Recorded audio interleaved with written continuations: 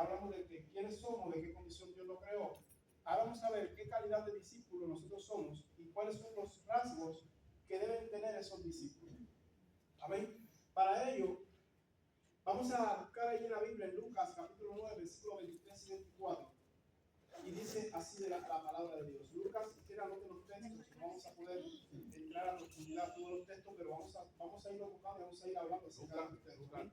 Lucas capítulo 9, versículos 23 y 24 dice: y decía a todos, si alguno quiere venir en pos de mí, niéguese a sí mismo, tome su cruz cada día y sígame, porque todo aquel que quiera salvar su vida, la perderá. Y todo el que pierda su vida por causa de mí, este la va a salvará. Así dice la Biblia. Entonces, en otro evangelio dice de esta manera: si algún hombre quiere ser mi discípulo, dice, niégase a sí mismo. Es decir, que la Biblia está hablando a Jesús y le está diciendo, Jesús le está hablando a sus discípulos y le está enseñando y le dice que si alguno quiere venir en pos de él, tiene que negarse a sí mismo, tomar su cruz cada día y seguirlo a él. Tiene que tomar todos los problemas que pueda tener, tiene que cargar con todas tal vez las imperfecciones que tiene y seguir a Cristo. Esto es lo que significa la cruz. La cruz nunca significó algo bueno. Por eso la Biblia habla de que Cristo, cuando Él se entrega, dice la Biblia que Él tuvo la muerte más desastrosa que pudo haber, que es la muerte de cruz. Por eso lo que tipifica es, o lo que ejemplifica es, que la cruz es todo lo malo que nosotros podamos tener. La cruz no es algo a lo cual nosotros debemos orgullecernos, al contrario, es algo que nosotros tenemos que tratar de matarlo día a día, se representa muerte, amén. Entonces, uno de los rasgos de un discípulo de Jesucristo es ser un discípulo fiel, amén, la fidelidad. ¿Por qué hablar de la fidelidad? Porque la fidelidad es uno de los rasgos que el discípulo debe manifestar en todo momento, a través del cual él puede ser un discípulo confiable. Es decir, que si, por ejemplo, los pastores que son los que están frente a la congregación tienen un grupo de discípulos confiables, son discípulos los cuales, fieles, son discípulos los cuales puede confiar. ¿Por qué? Porque son fieles. Entonces, ese es uno de los rasgos de los discípulos de Jesucristo. Es decir, que nosotros uno de lo que debemos portar es ser fieles. Pero hoy vamos a hablar de la fidelidad, vamos a hablar acerca de la valentía de los discípulos. Vamos a hablar qué es un discípulo valiente, cómo debe manifestarse un discípulo valiente. Entonces, yo estuve anotando por acá que la vida primero vamos a comenzar hablando acerca de la iglesia. ¿Por qué? Porque la iglesia para este tiempo y para todos los tiempos nunca fue su principal objetivo ganar seguidores, ni siquiera ganar gente convertida, sino hacer discípulos. No sé si usted se dio cuenta en Mateo capítulo 28, versículo 19, Jesucristo dando el gran mandamiento, Él les dice, va a ir por todo el mundo y hacer ¿qué? Discípulos. Él no dijo hagan convertidos, Él no dijo hagan seguidores, sino dijo hagan discípulos. Y eso es lo que hoy la iglesia está llamada a hacer desde hace más de 2000 años atrás. Es decir, que la iglesia, como punto número uno, y como creo que nosotros tenemos que entender eso, no estamos llamados nosotros a ser seguidores, ni siquiera a ser convertidos, sino a ser discípulos. Y como nosotros estamos llamados a ser discípulos, la iglesia siempre va a ser categorizada, o pudiéramos decir que la iglesia, vamos a ver qué tipo de iglesia es cuando veamos los tipos de discípulos que tiene. Por eso cuando la Biblia habla, por su fruto lo conoceréis, Dios no está mandando a que nosotros comencemos a buscar a la gente, porque mira lo que hace, mira lo que deja de hacer. Él no está hablando de la gente, Él está hablando de la iglesia. Según el tipo de discípulo que la iglesia sea capaz de producir, entonces esa es la relación de la iglesia con Dios, o si es verdadera o no es verdadera la iglesia. No sé si hasta este punto usted puede estar de acuerdo conmigo, pero la iglesia está llamada a ser discípulos, y la calidad de discípulos que haga la iglesia va a ser la calidad de la iglesia en sí. Cuando nosotros queramos ver cuál es, si una iglesia es verdadera de Cristo, y como discípulos tenemos que entender esto, porque tenemos que saber dónde nosotros pisamos, dónde entramos, dónde salimos, por dónde andamos. Y cuando nosotros comenzamos a mirar cosas, tenemos que ver, bueno, por sus frutos los conoceréis. Vamos a ver cuáles son los frutos de este lugar, y entonces ahí vamos a ver si realmente es un lugar que ha sido llamado por Dios, si está establecido en Dios o está establecido en bases humanas. Amén. Según la calidad del discípulo, es la calidad de la iglesia. Es por eso que la Biblia, cuando Jesús habla de esto, dice, por su fruto lo vas a conocer. Cuando aquello que Dios ha puesto en medio de la sociedad, su pueblo, su iglesia, deje de representar a Dios, luego toda esa civilización va a fallar. ¿Por qué, por qué la iglesia ha sido plantada aquí en la tierra? Número uno, para representar a Dios en esta tierra, para manifestar a Dios. Cuando nosotros como hijos de Dios, y estoy hablando de identidad, aunque no lo parezca, cuando nosotros como hijos de Dios no estamos manifestando a Dios donde quiera que nos paremos, entonces la maldad va a reinar aún más en el lugar donde estemos. ¿Por qué? Porque cuando usted y yo nos paramos en un lugar y estamos representando a Cristo, la maldad va a tener un freno ahí. Va a decir, no, cuidado, adelante de Alexis no lo haga porque él es cristiano, no es lo mismo. Entonces, la maldad se va a ver un poco frenada. Imagínate si 1000 personas hicieran esto. ¿Qué sucedería? La maldad tiene que frenar y retroceder. Entonces, podemos llegar a la conclusión de que la maldad va a aumentar cuando la iglesia deje de representar a Cristo en la tierra y nosotros somos la iglesia del Señor Jesucristo. Amén. Ese es el punto.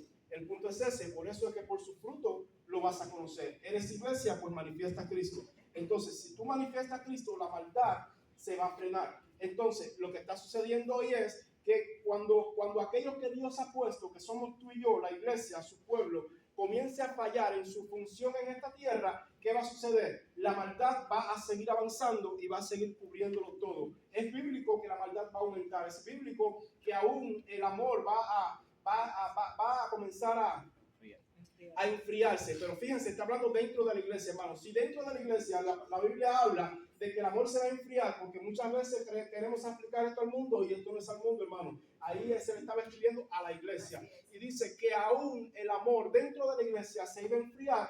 Imagínese usted si la iglesia deja de hacer lo que tiene que hacer y manifestar lo que tiene que manifestar en el mundo, ¿qué va a suceder? Que el mundo se va a hundir aún más rápido de lo que nosotros esperamos. ¿Y a quién le toca eso?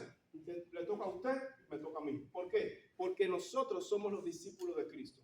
Y nosotros como iglesia estamos llamando a ser discípulos. Entonces, ¿cuál es el resultado o cuál es el fruto de tu vida como hijo de Dios? Número uno, usted algún discípulo tiene que hacer. No sé si va a ser ahora, si va a ser después, pero algo usted tiene que hacer. Pero a un discípulo usted tiene que formar. Ahora, yo no puedo pasar por este mundo desapercibido, como que llegué a la iglesia, llegó la venida del Señor, me fui. Cuando llegué a la presencia del Señor, yo no tenga que decirle al Señor, bueno, ahí sí está algún discípulo. No, que yo le prediqué, no. Tú no entendiste. Yo no te dije que convirtiera gente, te dije que hiciera discípulos. El convertir gente es parte del proceso de ser un discípulo. Si usted le predicó a una persona, la persona acepta a Cristo, usted lo dejó ahí y no lo discipuló, entonces hay un problema y usted no terminó la gran comisión. Usted no hizo lo que Dios le mandó a hacer. ¿Por qué? Porque estamos esperando que se haga un curso de discipulado dentro de la iglesia. ¿Para qué? Para traer a los convertidos. Cuando usted tiene la capacidad dada por Dios para discipular a otra persona más. ¿Saben por qué? Porque nosotros no estamos llamados a discipular gente, a ser múltiplos de nosotros mismos. No sé si entienden la palabra múltiplo, pero el múltiplo es como yo multiplicarme a mí mismo. Es como que yo ahora voy a ser un discípulo y esa persona va a ser un vivo retrato de lo que soy yo. No. Eso es un error. Nosotros estamos llamados a ser discípulos de Cristo. Ahora, si queremos ser discípulos de Cristo, tenemos ahí en la palabra de Dios todo lo que Cristo hacía, cómo hablaba, cómo enseñaba, cómo se movía, aún cómo dormía, digo yo, hasta lo dice la Biblia. Entonces, si quiero hacer un discípulo, entonces voy a buscar a nuestro modelo. ¿Quién es? Cristo. Y conforme a ese modelo, yo voy a ser a un discípulo. Amén. Entonces, uno de los rasgos, fíjense, todavía no he entrado aún al tema que nos ocupa hoy, que es el tema de un discípulo valiente, el rasgo de la valentía. Hoy día, y en el proceso de ser discípulos, tenemos que entender que nosotros somos discípulos de Cristo también. Amén. Es decir, que uno de los rasgos de discípulo, aparte de la fidelidad, es la valentía. Hoy día es mucho más fácil seguir la corriente del mundo que oponerse a lo que va en contra de la palabra de Dios. Y para hacer lo correcto es necesario, hermano, hoy ser valiente para hacer lo correcto que para hacer lo incorrecto. Es necesario ser más valiente hoy para cuando se esté haciendo algo incorrecto, uno pararse en su postura y decir eso está mal y declarar que está mal, es más fácil callarse la boca y guardar esa valentía, y la cobardía entonces comienza a reinar, que pararse y hablar la verdad. Es más fácil.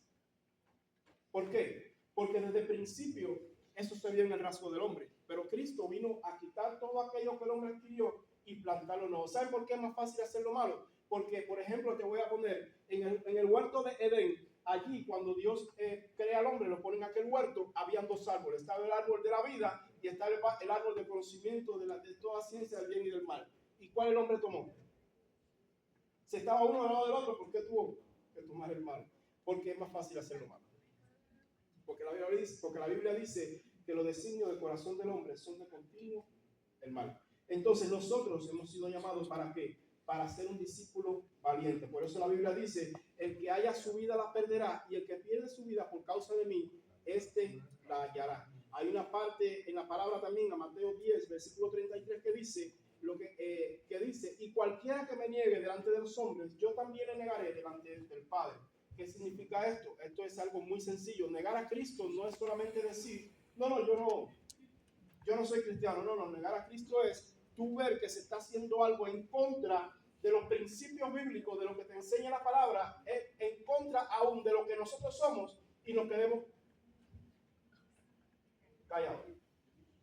Yo no te estoy mandando a buscarte problemas con la gente, te estoy diciendo que para ser hoy un discípulo de Cristo, uno de los rasgos es ser un discípulo valiente. Hoy día te paras a predicar en contra del homosexualismo. Uno de los ejemplos que estaba yo indagando, y es más fácil, tú predicas en contra del homosexualismo y mucha iglesias se ponen de acuerdo contigo. Pero cuando te paras en un lugar y declaras que hay algo que está sucediendo mal dentro de la iglesia, entonces te tienen como enemigo. Cuando miramos el Nuevo Testamento, vamos a ver 13 cartas escritas por el apóstol Pablo, y una carta dirigida a los hebreos, que todo está hablando en contra de qué, de cosas malas que estaban sucediendo dentro de la iglesia. Sin embargo, hoy se para un hombre y dice, no. Hoy se está haciendo mercadería del evangelio, lo dice la Biblia. Por esto. Y en los lugares donde realmente se está sucediendo esto, se le levanta a la gente y lo tienen como enemigo. Entonces, es necesario ser un discípulo valiente. Es más fácil callarse la boca que verlo mal y declararlo. Y hablamos, nosotros somos discípulos de Cristo, pero en tu trabajo te están mandando a mentir y lo estás haciendo. Somos discípulos de Cristo, pero ves que algo está sucediendo mal dentro de la congregación y tienes miedo de llamar al pastor o llamar a alguien y decirle, aquí hay algo que está sucediendo mal. Vamos a ver cómo se arregla esto. ¿Por qué? Porque estamos aquí para edificar el cuerpo de Cristo. Entonces, yo no voy a edificar el cuerpo de Cristo cuando yo vea que algo está funcionando mal y me calle la boca. Claro, todo esto lleva un orden. Amén. Mira, los primeros cristianos nunca se preocuparon de lo que el mundo pensaba de ellos. Ellos se preocupaban por predicar el evangelio.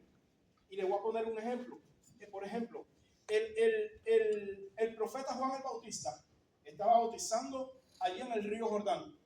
Y se le acercan algunos de los fariseos que sí querían convertirse. ¿Y qué tenemos que hacer para ser salvos? Bueno, vaya, arrepiéntase de sus pecados y conviértase a Dios. Usted y toda su familia. En otras palabras le dijo. Y él no tuvo miedo de pararse y decírselo, pero vino Herodes y le preguntó, bueno, dime, ¿qué tú tienes que decir al rey? Bueno, rey, lo único que te puedo decir es que no es lícito que tú estés con la mujer de tu hermano. A lo mejor hubiera sido uno de nosotros, no estoy diciendo que nosotros lo vamos a hacer, pero uno de este tiempo, hablando de este tiempo, esta generación, y se para el presidente, sabiendo que el presidente anda en brujería y hechicería, y le pregunta, bueno, ¿qué tiene que decir al rey? Y a lo mejor lo que se prepara, no, déjame profetizar sobre usted, rey. Dios te va a bendecir y te va a dar sabiduría, pero no son capaces de decirle, tienes que apartarte de tu pecado y tienes que convertirte a Dios para que la nación pueda fructificar. A lo mejor es más fácil decirle, yo te voy a profetizar lo bueno, que te voy a profetizar lo malo. Hoy día se predica una gracia sin arrepentimiento. Se predica un perdón sin arrepentimiento. Dios te va a perdonar, Dios te va a bendecir, Dios te va a levantar, pero no se le predica a la gente que tiene que arrepentirse de sus pecados. Llega el nuevo convertido a la iglesia, sí, tú eres un perdonado, pero sigue pecando, pero sí, Dios te va a perdonar y Dios te va a levantar. Pero no se le dice que tienes que arrepentirte de tus pecados. Se predica un cielo, pero no se predica un infierno. Yo no digo que tenemos que predicar el infierno, pero sí tengo que decirte que si tú no te conviertes a Dios de corazón, si tú no te arrepientes de todos tus pecados, si tú no dejas todo aquello que te impide acercarte a Dios, lo que sí te voy a decir es que al cielo no vas a ir. Y eso tiene que enseñarse ¿dónde? En la iglesia. Eso no se va a enseñar en el mundo. En la escuela, en tu trabajo, nadie te va a decir eso. Pero entonces, mucha gente, como tienen una identidad, pudiera decir tergiversada, cuando alguien le habla así, lo que dice, se está yendo al extremo. ¿Por qué? Porque lo que ha aprendido desde que entró al Evangelio es un cielo sin infierno, un perdón sin arrepentimiento. Cuando nosotros nos damos cuenta en el Antiguo Testamento, cada vez que el pueblo de Dios pecaba, ¿qué le sucedía? ¿Le sucedía algo bueno? Por causa de eso fueron cautivos 70 años allí en Babilonia. Y sufrieron y lloraron, y sufrieron y lloraron. Y tuvo que levantarse un Daniel y hablar, Señor, acuérdate que tú dijiste que eran 70 años nada más, y ya se estaban casi ya pasando los 70 años. ¿Por qué? Porque a esta gente, cuando Dios le hablaba, Dios no le pasaba, y a esta gente Dios lo escogió. Nosotros entramos a Cristo por fe, pero a ellos Dios los escogió. Dios los escogió, específicamente ustedes van a ser mi pueblo, mis hijos. Venga. Sin embargo, a esta gente Dios nunca le dejó la varilla alta.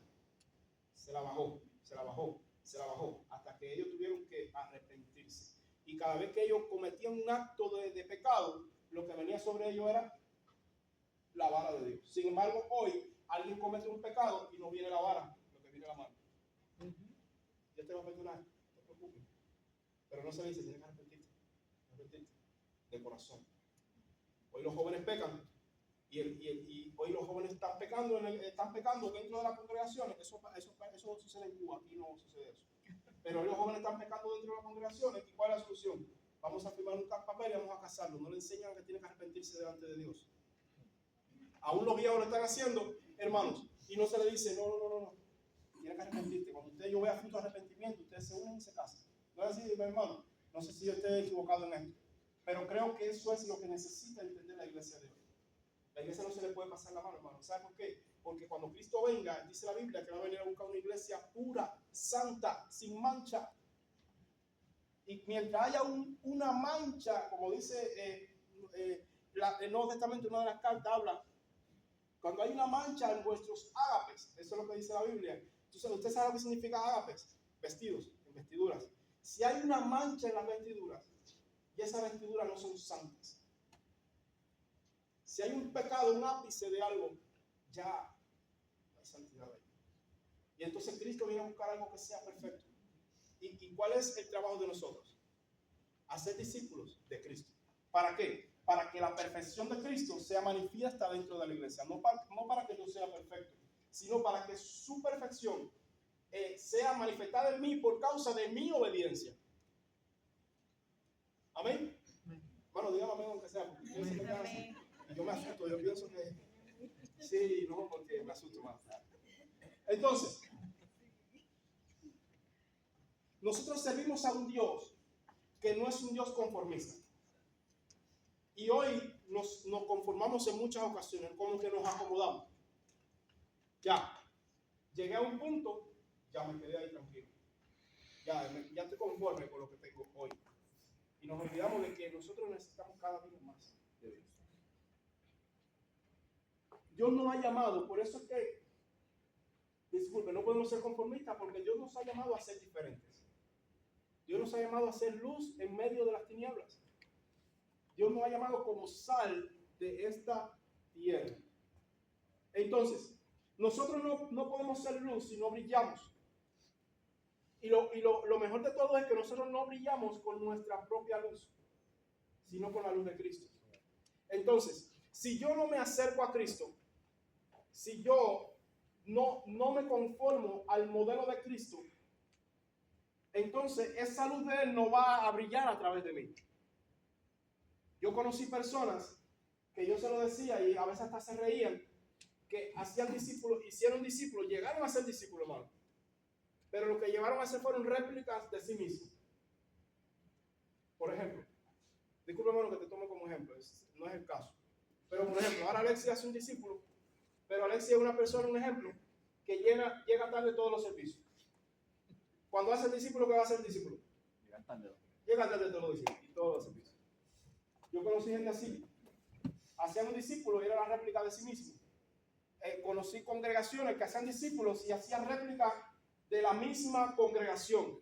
Hablaban iguales casi todo el mundo, casi todos los predicadores hablaban iguales, casi todo el mundo hacía lo mismo. Eran imitadores unos de otros. No hice discípulo, no, usted no hizo discípulo de Cristo, usted hizo una réplica de sí mismo.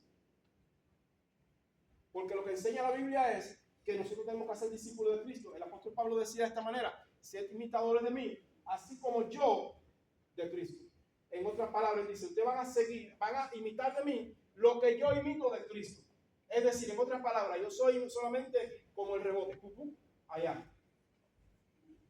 Yo soy el espejo. Ustedes van a ver en mí lo único que hay en Cristo en mí. Por eso Cristo mismo hablaba de esto. Yo hago lo que veo hacer a mi Padre y hablo lo que sale de la boca de mi Padre que está en los cielos. Aún Cristo, siendo Dios en la tierra, como él estaba en forma de hombre, él dijo, déjame hablarle a esta gente para que esta gente no vayan a hacer de mí un ídolo. Entonces, déjame enseñarle que aún yo estando en esta tierra, tienen que hacer lo que el Padre manda que hablamos. Entonces, hermanos, la vida es algo que para los cobardes es lo más grande que pueda tener. La gente hace idolatría de su propia vida. No quieren buscarse problemas con nadie, quieren vivir una vida tranquila. ¿Por qué? Porque llega el momento en el que en vez de perder la vida por Cristo, están buscando salvar su propia vida. Y nosotros tenemos que entender, no sé si usted ha leído algo de historia, pero le voy a hablar algo de historia. Los discípulos del primer siglo, no va a ser del primer siglo, vamos al segundo y tercer siglo. Los discípulos de los apóstoles. Esta gente eran capaces de entregar su propia vida por Cristo. Esta gente, por predicar el evangelio, murieron en madero, sí, los crucificaron. Esta gente lo metieron en una hoguera, lo quemaron. A esta gente, la Biblia no, la historia habla de que hacían como lumbreras de candela en las ciudades con los cuerpos de los cristianos. Eso es lo que alumbraba la ciudad en un tiempo, porque los quemaban vivos. Entonces yo me pongo a analizar esto y digo, bueno, ¿y qué esta gente pudieron ver? ¿Qué esta gente experimentaron para que ellos tuvieran en poco así tanto su vida? Te das cuenta que un discípulo de Cristo es una persona que por hacer la obra de Dios no le interesa buscarse problemas con nadie. De hecho, lo mataron. Yo estuve leyendo una vez parte de la historia no sé si han hablado de la Gran Inquisición. La Gran Inquisición fue una cruzada que se llevó a cabo para matar a aquellos cristianos que no confesaban al Papa como la cabeza de la iglesia. Y esta gente, en una de las tantas atrocidades que se le hacían, lo ponían en una fila y lo decapitaban uno a uno. Lo ponían en una fila y le preguntaban al primero, bien, párate aquí. Tú declaras al Papa como el cabeza de la iglesia. No, Jesucristo. Venga, pase para acá. Uf, la cabeza cortada. Entonces, yo me imagino, hermano, que estaba segundo en la fila, porque es fácil que te lo digan, lo escuches, a que tú lo estés mirando. Que tú veas que le cortaron el cuerpo a una persona y está imagínense qué fea es la imagen esta, ¿no? De un cuerpo desangrándose ahí, temblando con todos los colores, y que usted le toque atrás. Esto no es una película de terror. Yo te estoy diciendo que el cristianismo no es algo de lo cual nosotros podemos usar para jugar, hermano. No estamos en tiempo para jugar a ser cristianos. No estamos en tiempo para nosotros jugar a ser cristianos. Esto te cuesta la vida, hermano. A lo mejor no en la misma condición que le tocó a ellos, pero sí te va a costar la vida. Te va a costar la vida porque lo dice la Biblia. ¿Por qué? Porque si en esta tierra usted no se preocupa por ser un buen discípulo de Cristo, en la vida venidera, entonces vamos a ver dónde te va a tocar. Y entonces es necesario hablarte entonces también que hay un cielo, pero que también hay un infierno. Porque si crees que solamente hay cielo, hermano, como hay gente, no, cuando se muera todo se acabó. No, no, no, todo se acabó. Ahí empieza. Porque la vida es un punto dentro de una eternidad. Es un punto, una eternidad. Imagínense que una eternidad no tiene fin. Y la vida, que sean 60, 80, 100 años. ¿Qué es lo que es 100 años delante de 1.000.000, por ejemplo? Es más de 1.000.000, te voy a decir. Entonces, Dios nos ha llamado para, a modo de resumen, Dios nos ha llamado a ser una iglesia que produzca discípulos de Cristo. No una iglesia que solamente produzca convertidos, ni que produzca seguidores. Usted mira las redes hoy y usted va a ver miles de millones de seguidores, pero muy pocos discípulos. Entonces, de nada te sirve, hermano, hablarle a una gente, que esa gente se convierte y dejarlo ahí y no hacer un discípulo. Cuando llegues a la presencia de Dios, Dios te va a decir, vean, ¿qué hiciste? ¿Qué hiciste? No, ¿qué hiciste? Porque la gran comisión dice ir por todo el mundo y hacer discípulos.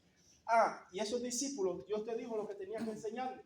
Porque a veces piensas, ¿qué le voy a enseñar? Bueno, la Biblia dice, enseñándoles que guarden todas las cosas que yo os he mandado. Le está diciendo el Señor Jesucristo. ¿Y qué Cristo mandó? Bueno, hermano, léase la Biblia. Que la Biblia dice lo que Cristo mandó a hacer. Guardarse santidad. El matrimonio es algo santo, puro. No era el hecho sin mancilla. ¿De qué habló? Tantas cosas, hermano. No seáis como los republicanos que hacen las cosas para que todo el mundo lo vea y lo exalte. Hay mucha gente hoy que hace las cosas para que la gente lo vea. Amarás a tu prójimo como a ti mismo. Amarás al Señor tu Dios, hermano, el número 1. Entonces yo no puedo decir que yo soy un discípulo de Cristo si estas cosas yo no las hago. Pero menos yo puedo decir, o mejor dicho, yo voy a comenzar a identificar a cualquier, no es que yo me ponga a juzgar ahora a la gente. No. Pero por los frutos usted va a conocer. Tenga cuidado, no vaya a ser que pasen 20 años en el Evangelio, usted se pare y diga, ¿cuántos discípulos yo hice? No, yo hice uno. ¿Y ese uno cómo es? Mira los frutos de ese discípulo. Esos son tus frutos. Así que dígale que está a tu lado, los frutos de tus discípulos son tus frutos. Porque usted no va a ser capaz de formar algo que no esté formado en usted. Es imposible que usted pueda dar algo diferente a lo que usted posee. Amén. Porque un 50% de las cosas que hablamos, el discípulo lo capta. Pero el otro 50% de lo que hacemos es lo que él capta. Por eso nosotros a veces vemos predicadores, y hermano, yo he visto predicadores que son la copia del otro. Hablan igual. Nosotros ya hablamos, hermano, Alex y yo, y hubo un tiempo que hablaban con la CH. Y tú veas todo, no. Sí, una vez yo vi una prédica de un predicador, no voy a decir nombre, no viene el caso, pero que ese hombre soplaba a la gente para que la gente recibiera el Espíritu, para que la gente, todo el mundo iba a soplar. Una vez cogieron la furia de tirar sal en toda la congregación, todo el mundo quería poner un puñado de sal y tirar agua, todo el mundo quería hacerlo, hermano. Esto no se trata de imitar a las demás, pero se trata de que Dios te ministre y usted haga lo que Dios te mande a hacer. Yo no digo que en algún momento Dios no mandó a esta gente a hacer esas cosas, no, yo no lo digo, yo no me meto en eso.